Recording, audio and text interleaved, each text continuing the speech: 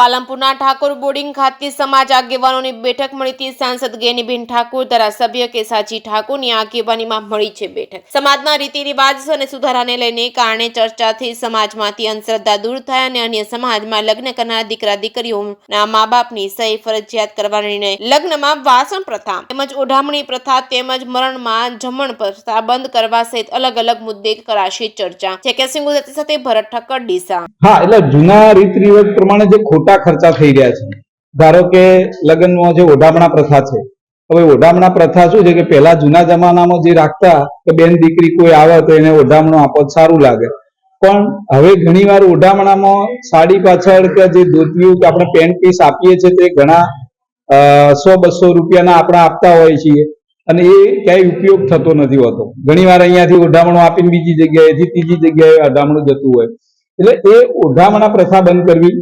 વાસણ પ્રથા બંધ કરવી, જરૂરિયાત પ્રમાણે દીકરીને જેટલું જરૂર હોય એટલું વાસણ કરતા ઘરધણી આપે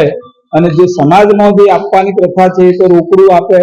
અથવા એને ફિક્સ ડિપોઝિટ કરાવીને આપે એના મધર ફાધર તરફથી, તો એ ભવિષ્યમાં એના બાળકોના શિક્ષણ માટે વપરાય। એટલે એ જે ખોટી પ્રથાઓ છે જેનો અત્યારે આ જમાના પ્રમાણે જરૂરિયાત નથી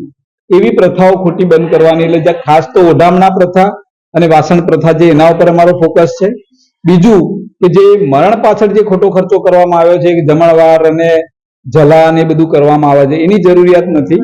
જૂના જમાનામાં એટલા માટે કરવામાં આવતું કે લોકો 50-100 કિલોમીટર દૂરથી ચાલીને આવતા બેસવા માટે, કોઈ મરી ગયું હોય અથવા કોઈનું ખરાબ દુઃખદ પ્રસંગે,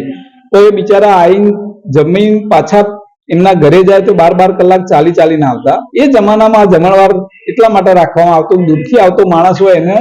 ખાવા પીધા વગર આપણે કઈ રીતે મોકલી શકીએ, પણ હવે તો ટેકનોલોજીનો જમાનો આવ્યો, આટલા બધા સાધનોનો જમાનો આવ્યો કે આપણે કોઈ પણ જગ્યાએ પાલનપુરની આજુબાજુ 100-200 કિલોમીટર જવું હોય તો 1-2 કલાકમાં જઈને આવી રહે। એટલે એ બધા જે જમણવાર લગ્ન પાછળથી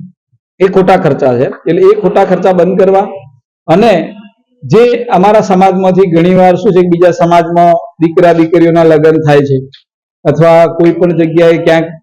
કોઈ બેન દીકરી સમાજની વિરુદ્ધમાં જઈને લગ્ન કરી દે છે, તો એની અંદર પણ થોડો અંકુશ આવે